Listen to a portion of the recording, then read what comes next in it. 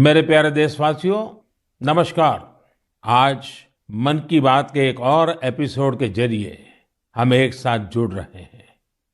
ये 2022 की पहली मन की बात है। आज हम फिर ऐसी चर्चाओं को आगे बढ़ाएंगे जो हमारे देश और देशवासियों की सकारात्मक प्रेरणाओं और सामूहिक प्रयासों से जुड़ी होती हैं। आज हमारे पूज्य बापू महात्मा गांधी जी की पुण्यतिथि भी है। 30 जनवरी का ये दिन हमें बापू की शिक्षाओं की याद दिलाता है। अभी कुछ दिन पहले ही हमने गणतंत्र दिवस भी मनाया। दिल्ली में राजपथ पर हमने देश के शौर्य और सामर्थ्य की जो झांकी देखी, उसने सबको गर्व और उत्साह से भर दिया है। एक परिवर्तन जो आपने देखा होगा, अब गणतंत्र दिवस समारोह 23 जनवरी यानी नेताजी सुभाष चंद्र बोस की जन्म जयंती से शुरू होगा और 30 जनवरी तक यानी गांधी जी की पुण्यतिथि तक चलेगा। इंडिया गेट पर नेताजी की डिजिटल प्रतिमा भी स्थापित की गई है। इस बात का जिस प्रकार से देश ने स्वागत किया, देश के हर कोने से आनंद की जो लहर उठी, हर देशवासी ने जिस प्रकार की भावनाएं प्रकट की, उसे हम कभी भूल नहीं सकते हैं। साथियों, आजादी के अमृत महोत्सव में देश इन प्रयासों के जरिए अपने राष्ट्रीय प्रतीकों को पुनर्प्रतिष्ठित कर रहा है। हमने देखा कि इंडिया गेट के समीप अमर जवान ज्योति और पास में ही नेशनल वॉर मेमोरियल पर प्रज्वलित ज्योति को एक किया गया। इस भावुक अवसर पर कितने ही देशवासियों और शहीद परिवारों की आंखों में आंसू थे। नेशनल वॉर मेमोरियल में आजादी के बाद से शहीद हुए देश के सभी जाबाजों के नाम अंकित किए गए हैं। मुझे सेना के कुछ पूर्व जवानों ने पत्र लिखकर कहा है कि शहीदों की स्मृति के सामने प्रज्वलित हो रही अमर जवान ज्योति शहीदों की अमरता का प्रतीक है। सच में अमर जवान ज्योति की ही तरह हमारे शहीद, उनकी प्रेरणा और उनके योगदान भी अमर है। मैं आप सभी से कहूंगा, जब भी अवसर मिले नेशनल वॉर मेमोरियल जरूर जाएं। अपने परिवार और बच्चों को भी जरूर ले जाएं। यहाँ आपको एक अलग ऊर्जा और प्रेरणा का अनुभव होगा। साथियों, अमृत महोत्सव के इन आयोजनों के बीच देश में कई महत्वपूर्ण राष्ट्रीय पुरस्कार भी दिए गए। एक है प्रधानमंत्री राष्ट्रीय बाल पुरस्कार। ये पुरस्कार उन बच्चों को मिले जिन्होंने छोटी सी उम्र में साहसिक और प्रेरणादायी काम किए हैं। हम सबको अपने घरों में इन बच्चों के बारे में जरूर बताना चाहिए। इनसे हमारे बच्चों को भी प्रेरणा मिलेगी और उनके भीतर देश का नाम रोशन करने का उत्साह जगेगा। देश में अभी पद्म सम्मान की भी घोषणा हुई है। पद्म पुरस्कार पाने वाले में कई ऐसे नाम भी हैं जिनके बारे में बहुत कम लोग जानते हैं। ये हमारे देश के अनसंग हीरोज हैं, जिन्होंने साधारण परिस्थितियों में असाधारण काम किए हैं। जैसे कि उत्तराखंड की बसंती देवी जी को पद्मश्री से सम्मानित किया गया है। बसंती देवी ने अपना पूरा जीवन संघर्षों के बीच जिया। कम उम्र में ही उनके पति का निधन हो गया था और वो एक आश्रम में रहने लगी। यहाँ रहकर उन्होंने नदी को बचाने के लिए संघर्ष किया और पर्यावरण के लिए असाधारण योगदान दिया। उन्होंने महिलाओं के सशक्तिकरण के लिए भी काफी काम किया है। इसी तरह मणिपुर की 77 साल की लौरेम्बम बिनो देवी दशकों से मणिपुर की लीबा टेक्सटाइल आर्ट का संरक्षण कर रही है। उन्हें भी पद्मश्री से सम्मानित किया गया है। मध्य प्रदेश के अर्जुन सिंह को बैगा आदिवासी नृत्य की कला को पहचान दिलाने के लिए पद्म सम्मान मिला है। पद्म सम्मान पाने वाले एक और व्यक्ति हैं श्रीमान अमाई महालिंगा नाइक। एक किसान है और कर्नाटका के रहने वाले हैं। इन्हें कुछ लोग टनल मैन भी कहते हैं। उन्होंने खेती में ऐसे ऐसे इनोवेशन किए हैं जिन्हें देखकर कोई भी हैरान रह जाए। इनके प्रयासों का बहुत बड़ा लाभ छोटे किसानों को हो रहा है। ऐसे और भी कई अनसंग हीरोज हैं जिन्हें देश ने उनके योगदान के लिए सम्मानित किया है। आप जरूर इनके बारे में जानने की कोशिश करिए। इनसे हमें जीवन में बहुत कुछ सीखने को मिलेगा। मेरे प्यारे देशवासियों, अमृत महोत्सव पर आप सब साथी मुझे ढेरों पत्र और मैसेज भेजते हैं, कई सुझाव भी देते हैं। इसी श्रृंखला में कुछ ऐसा हुआ है जो मेरे लिए अविस्मरणीय है। मुझे 1 करोड़ से ज्यादा बच्चों ने अपने मन की बात पोस्टकार्ड के जरिए लिखकर भेजी है। ये 1 करोड़ पोस्टकार्ड देश के अलग अलग हिस्सों से आए हैं, विदेश से भी आए हैं। समय निकालकर इनमें से काफी पोस्टकार्ड को मैंने पढ़ने का प्रयास किया है। इन पोस्टकार्ड्स में इस बात के दर्शन होते हैं कि देश के भविष्य के लिए हमारी नई पीढ़ी की सोच कितनी व्यापक और कितनी बड़ी है। मैंने मन की बात के श्रोताओं के लिए कुछ पोस्टकार्ड छांटे हैं जिन्हें मैं आपसे शेयर करना चाहता हूं। जैसे यह एक असम के गुवाहाटी से रिद्धिमा स्वर्गियारी का पोस्टकार्ड है। रिद्धिमा क्लास 7th की स्टूडेंट है और उन्होंने लिखा है कि वो आजादी के 100वें साल में एक ऐसा भारत देखना चाहती हैं जो दुनिया का सबसे स्वच्छ देश हो, आतंकवाद से पूरी तरह से मुक्त हो, 100% साक्षर देशों में शामिल हो, जीरो एक्सीडेंट कंट्री हो और सस्टेनेबल तकनीक से फूड सिक्योरिटी में सक्षम हो। रिद्धिमा, हमारी बेटियां जो सोचती हैं, जो सपने देश के लिए देखती हैं, वो तो पूरे होते ही हैं जब सबके प्रयास जुड़ेंगे। आपकी युवा पीढ़ी इसे लक्ष्य बनाकर काम करेगी तो आप भारत को जैसा बनाना चाहती हैं वैसे जरूर होगा। एक पोस्टकार्ड मुझे उत्तर प्रदेश के प्रयागराज की नव्या वर्मा का भी मिला है। नव्या ने लिखा है कि उनका सपना 2047 में ऐसे भारत का है जहां सभी को सम्मानपूर्ण जीवन मिले, जहां किसान समृद्ध हो और भ्रष्टाचार न हो। नव्या, देश के लिए आपका सपना बहुत सराहनीय है। इस दिशा में देश तेजी से आगे भी बढ़ रहा है। आपने भ्रष्टाचार मुक्त भारत की बात की। भ्रष्टाचार तो दीमक की तरह देश को खोखला करता है। उससे मुक्ति के लिए 2047 का इंतजार क्यों? ये काम हम सभी देशवासियों को, आज की युवा पीढ़ी को मिलकर करना है, जल्द से जल्द करना है। और इसके लिए बहुत जरूरी है कि हम अपने कर्तव्यों को प्राथमिकता दें।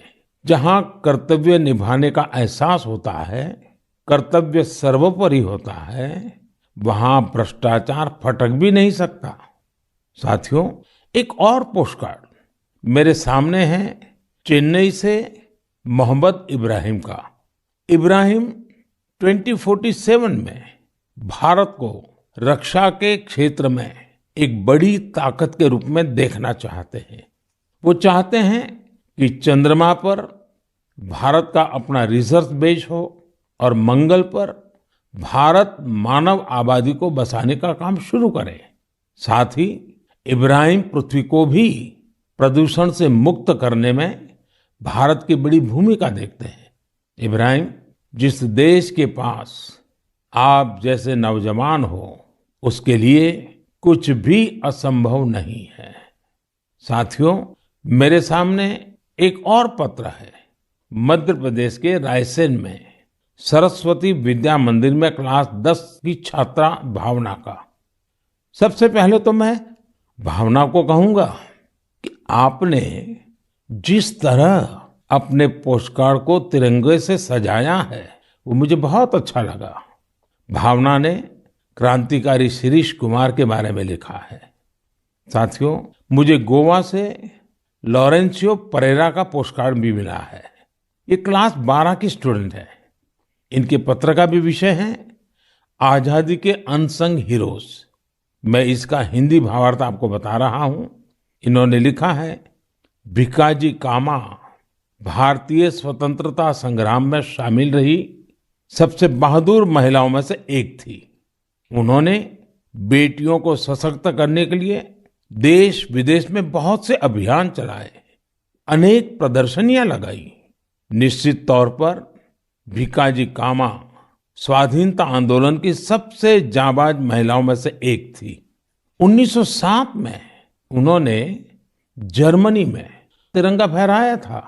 इस तिरंगे को डिजाइन करने में जिस व्यक्ति ने उनका साथ दिया था वो थे श्री श्यामजी कृष्ण वर्मा। श्री श्यामजी कृष्ण वर्मा जी का निधन 1930 में जेनेवा में हुआ था। उनकी अंतिम इच्छा थी कि भारत की आजादी के बाद उनकी अस्थियां भारत लाई जाए। वैसे तो 1947 में आजादी के दूसरे ही दिन उनकी अस्थियां भारत वापस लानी चाहिए थी, लेकिन ये काम नहीं हुआ।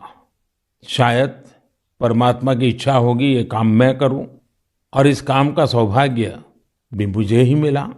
जब मैं गुजरात का मुख्यमंत्री था तो वर्ष 2003 में उनकी अस्थियां भारत लाई गई थी। श्यामजी कृष्ण वर्मा जी की स्मृति में उनके जन्म स्थान कच्छ के मांडवी में एक स्मारक का निर्माण भी हुआ है। साथियों, भारत की आजादी के अमृत महोत्सव का उत्साह केवल हमारे देश में ही नहीं है। मुझे भारत के मित्र देश क्रोएशिया से भी 75 पोस्टकार्ड मिले हैं। क्रोएशिया के जाग्रेब में school of applied arts and design के स्टूडेंट्स, उन्होंने ये 75 कार्ड्स भारत के लोगों के लिए भेजे हैं और अमृत महोत्सव की बधाई दी है। मैं आप सभी देशवासियों की तरफ से क्रोएशिया और वहां के लोगों को धन्यवाद देता हूं। मेरे प्यारे देशवासियों, भारत शिक्षा और ज्ञान की तपोभूमि रहा है। हमने शिक्षा को किताबी ज्ञान तक ही सीमित नहीं रखा, बल्कि इसे जीवन के एक समग्र अनुभव के तौर पर देखा है। हमारे देश की महान विभूतियों का भी शिक्षा से गहरा नाता रहा है। पंडित मदन मोहन मालवीय जी ने जहां बनारस हिंदू विश्वविद्यालय की स्थापना की, वहीं महात्मा गांधी ने गुजरात विद्यापीठ के निर्माण में अहम भूमिका निभाई। गुजरात के आणंद में एक बहुत ही प्यारी जगह है वल्लभ विद्यानगर। सरदार पटेल के आग्रह पर उनके 2 सहयोगियों भाई काका और भीखा भाई ने वहां युवाओं के लिए शिक्षा केंद्रों की स्थापना की। इसी तरह पश्चिम बंगाल में गुरुदेव रविंद्रनाथ टैगोर ने शांति निकेतन की स्थापना की। महाराजा गायकवाड़ भी शिक्षा के प्रबल समर्थकों में से एक थे। उन्होंने कई शिक्षण संस्थानों का निर्माण करवाया और डॉक्टर अंबेडकर और श्री अरविंदो समेत अनेक विभूतियों को उच्च शिक्षा के लिए प्रेरित किया। ऐसे ही महानुभावों की सूची में एक नाम राजा महेंद्र प्रताप सिंह जी का भी है। राजा महेंद्र प्रताप सिंह जी ने एक टेक्निकल स्कूल की स्थापना के लिए अपना घर ही सौंप दिया था। उन्होंने अलीगढ़ और मथुरा में शिक्षा केंद्रों के निर्माण के लिए खूब आर्थिक मदद की। कुछ समय पहले मुझे अलीगढ़ में उनके नाम पर एक यूनिवर्सिटी की आधारशिला रखने का भी सौभाग्य प्राप्त हुआ। मुझे खुशी है कि शिक्षा के प्रकाश को जन जन तक पहुंचाने की वही जीवंत भावना भारत में आज भी कायम है। क्या आप जानते हैं कि इस भावना की सबसे सुंदर बात क्या है? वो ये है कि शिक्षा को लेकर ये जागरूकता समाज में हर स्तर पर दिख रही है। तमिलनाडु के त्रिपुर जिले के उदुमलपेट ब्लॉक में रहने वाली तायम्मल जी का उदाहरण तो बहुत ही प्रेरणादायी है। तायम्मल जी के पास अपनी कोई जमीन नहीं है। बरसों से इनका परिवार नारियल पानी बेचकर अपना गुजर बसर कर रहा है। आर्थिक स्थिति भले अच्छी ना हो, लेकिन तायम्मल जी ने अपने बेटे बेटी को पढ़ाने में कोई कसर बाकी नहीं छोड़ी थी। उनके बच्चे Chinnaveerampatti panchayat union middle school में पढ़ते थे। ऐसे ही एक दिन स्कूल में अभिभावकों के साथ मीटिंग में ये बात उठी कि कक्षाओं और स्कूल की स्थिति को सुधारा जाए, स्कूल इंफ्रास्ट्रक्चर को ठीक किया जाए। तायम्मल जी भी उस मीटिंग में थी।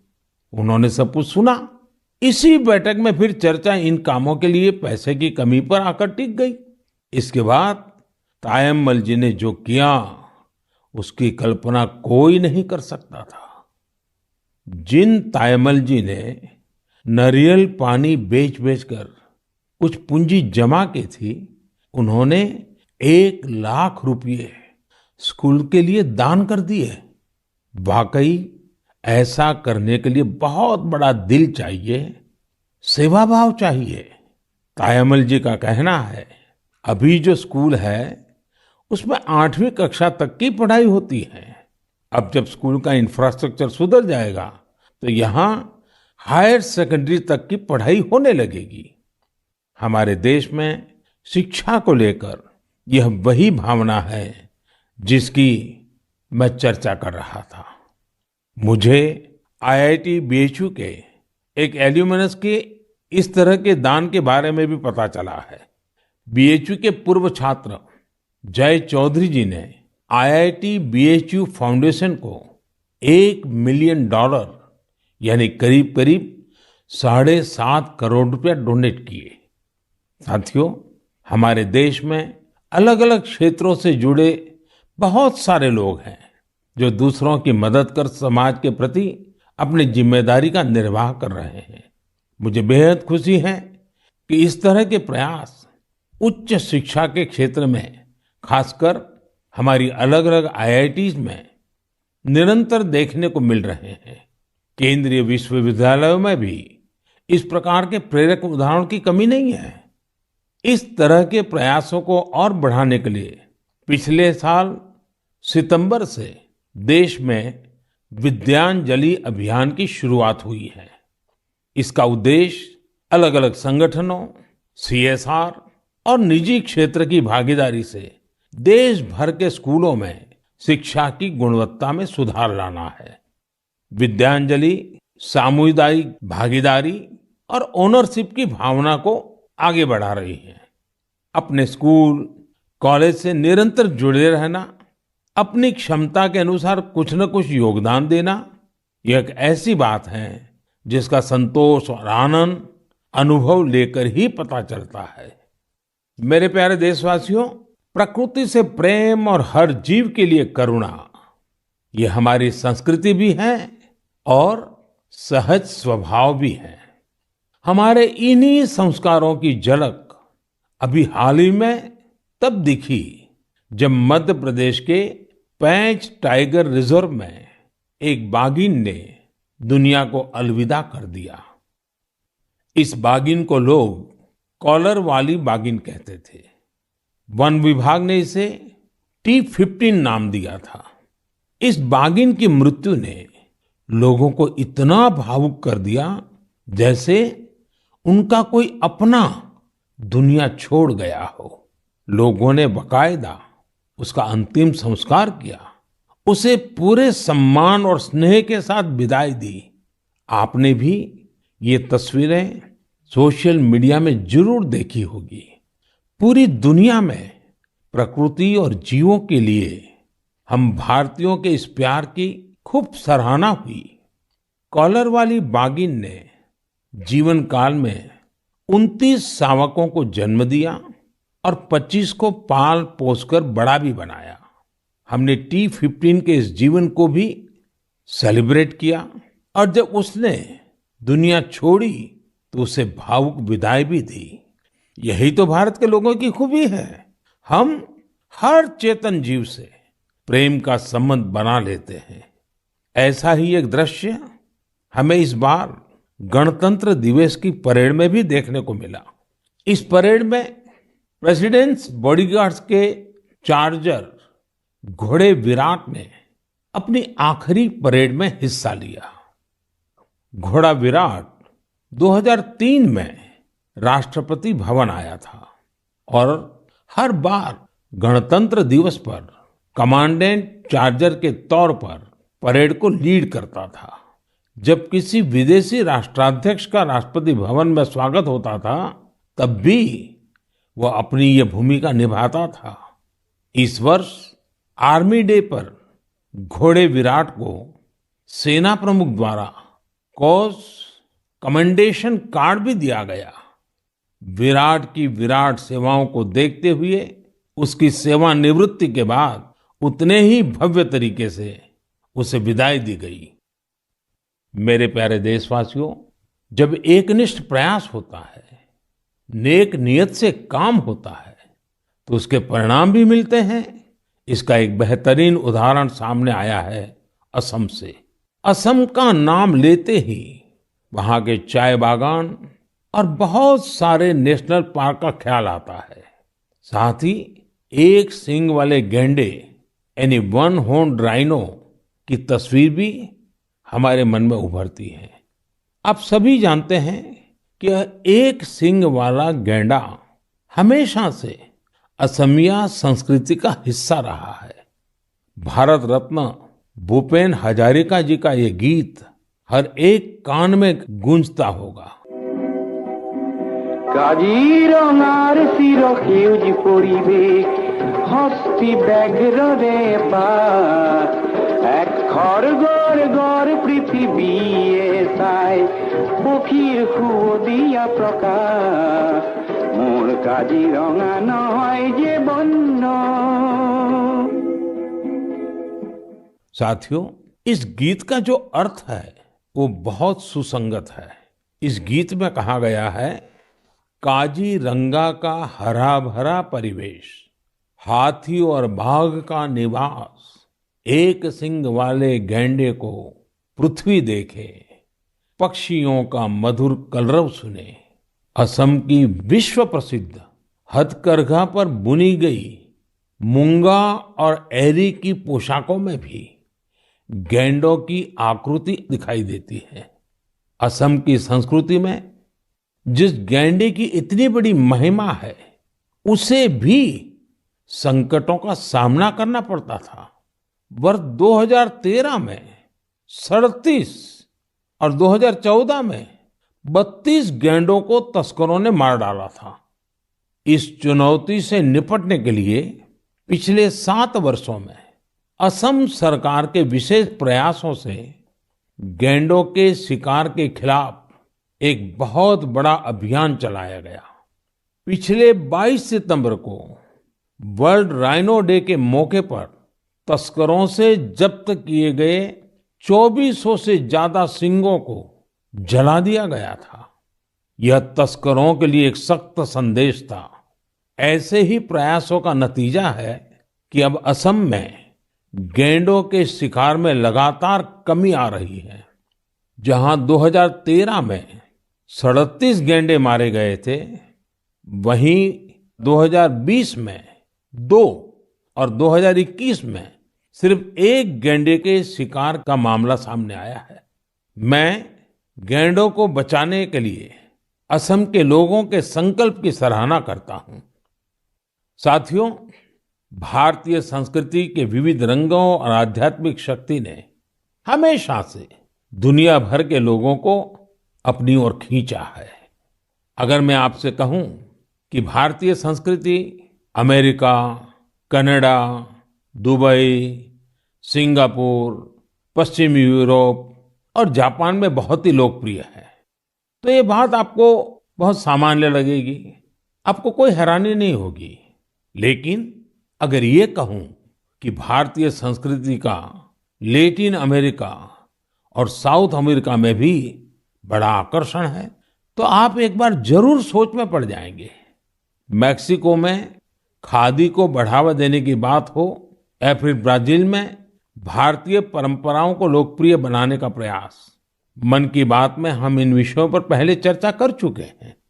आज मैं आपको अर्जेंटीना में फहरा रहे भारतीय संस्कृति के परचम के बारे में बताऊंगा। अर्जेंटीना में हमारी संस्कृति को बहुत पसंद किया जाता है। 2018 में मैंने अर्जेंटीना की अपनी यात्रा के दौरान योग के कार्यक्रम में योगा फॉर पीस में हिस्सा लिया था। यहाँ अर्जेंटीना में एक संस्था है, हस्तिनापुर फाउंडेशन। आपको सुनकर के आश्चर्य होता है ना, कहाँ अर्जेंटीना और वहां भी हस्तिनापुर फाउंडेशन। यह फाउंडेशन अर्जेंटीना में भारतीय वैदिक परंपराओं के प्रसार में जुटा है। इसकी स्थापना 40 साल पहले एक मैडम प्रोफेसर एडा एल्ब्रेट ने की थी। आज प्रोफेसर एडा एल्ब्रेट 90 वर्ष की होने जा रही है। भारत के साथ उनका जुड़ाव कैसे हुआ, ये भी बहुत दिलचस्प है। जब वो 18 साल की थी, तब पहली बार भारतीय संस्कृति की शक्ति से उनका परिचय हुआ। उन्होंने भारत में काफी समय भी बिताया, भगवत गीता और उपनिषदों के बारे में गहराई से जाना। आज हस्तिनापुर फाउंडेशन के 40,000 से अधिक सदस्य हैं और अर्जेंटीना एवं अन्य लैटिन अमेरिकी देशों में इसकी करीब 30 शाखाएं हैं। हस्तिनापुर फाउंडेशन ने स्पेनिश भाषा में 100 से अधिक वैदिक और दार्शनिक ग्रंथ भी प्रकाशित किए हैं। इनका आश्रम भी बहुत मनमोहक है। आश्रम में 12 मंदिरों का निर्माण कराया गया है, जिनमें अनेक देवी देवताओं की मूर्तियां हैं। इन सब के केंद्र में एक ऐसा मंदिर भी है जो अद्वैतवादी ध्यान के लिए बनाया गया है। साथियों, ऐसे ही सैकड़ों उदाहरण यह बताते हैं हमारी संस्कृति हमारे लिए ही नहीं बल्कि पूरी दुनिया के लिए एक अनमोल धरोहर है। दुनिया भर के लोग उसे जानना चाहते हैं, समझना चाहते हैं, जीना चाहते हैं। हमें भी पूरी जिम्मेदारी के साथ अपनी सांस्कृतिक विरासत को खुद अपने जीवन का हिस्सा बनाते हुए सब लोगों तक पहुंचाने का प्रयास करना चाहिए। मेरे प्यारे देशवासियों, मैं अब आपसे और खासकर अपने युवाओं से एक प्रश्न करना चाहता हूं। आप सोचिए, आप एक बार में कितने पुशअप कर सकते हैं? मैं जो आपको बताने वाला हूं वो निश्चित रूप से आपको आश्चर्य से भर देगा। मणिपुर में 24 साल के युवा थोनाओजम निरंजॉय सिंह ने 1 मिनट में 109 पुशअप्स का रिकॉर्ड बनाया है। निरंजॉय सिंह के लिए रिकॉर्ड तोड़ना कोई बात नहीं है। इससे पहले भी उन्होंने 1 मिनट में एक हाथ से सबसे ज्यादा नकल पुशअप्स का रिकॉर्ड बनाया था। मुझे पूरा विश्वास है कि निरंजॉय सिंह से आप प्रेरित होंगे और फिजिकल फिटनेस को अपने जीवन का हिस्सा बनाएंगे। साथियों, आज मैं आपके साथ लद्दाख की एक ऐसी जानकारी साझा करना चाहता हूं जिसके बारे में जानकर आपको जरूर गर्व होगा। लद्दाख को जल्द ही एक शानदार ओपन सिंथेटिक ट्रैक और एस्ट्रो टर्फ फुटबॉल स्टेडियम की सौगात मिलने वाली है। यह स्टेडियम 10,000 फीट से अधिक की ऊंचाई पर बन रहा है और इसका निर्माण जल्द पूरा होने वाला है। लद्दाख का यह सबसे बड़ा ओपन स्टेडियम होगा जहां 30,000 दर्शक एक साथ बैठ सकेंगे। लद्दाख के इस आधुनिक फुटबॉल स्टेडियम में 8 लेन वाला एक सिंथेटिक ट्रैक भी होगा। इसके अलावा यहाँ 1,000 बेड वाले एक हॉस्टल की सुविधा भी होगी। आपको ये जानकर भी अच्छा लगेगा कि इस स्टेडियम को फुटबॉल की सबसे बड़ी संस्था फीफा ने भी सर्टिफाई किया है। जब भी स्पोर्ट्स का ऐसा कोई बड़ा इंफ्रास्ट्रक्चर तैयार होता है तो यह देश के युवाओं के लिए बेहतरीन अवसर लेकर आता है। साथ साथ जहां ये व्यवस्था होती है वहां भी देश भर के लोगों का आना जाना होता है, टूरिज्म को बढ़ावा मिलता है और रोजगार के अनेक अवसर पैदा होते हैं। इस स्टेडियम का भी लाभ लद्दाख के हमारे अनेकों युवाओं को होगा। मेरे प्यारे देशवासियों, मन की बात में इस बार भी हमने अनेक विषयों पर बात की। एक विषय और है जो इस समय सबके मन में है और वो है कोरोना का। कोरोना की नई वेव से भारत बहुत सफलता के साथ लड़ रहा है। ये भी गर्व की बात है कि अब तक करीब करीब 4.5 करोड़ बच्चों ने कोरोना वैक्सीन की डोज ले ली है। इसका मतलब यह हुआ कि 15 से 18 साल की आयु वर्ग के लगभग 60% यूथ ने 3 से 4 हफ्ते में ही टीके लगवा लिए हैं। इससे न केवल हमारे युवाओं की रक्षा होगी, बल्कि उन्हें पढ़ाई जारी रखने में भी मदद मिलेगी। एक और अच्छी बात ये भी है कि 20 दिन के भीतर ही 1 करोड़ लोगों ने प्रिकॉशन डोज भी ले ली है। अपने देश की वैक्सीन पर देशवासियों का ये भरोसा हमारी बहुत बड़ी ताकत है। अब तो कोरोना संक्रमण के केस भी कम होने शुरू हुए हैं।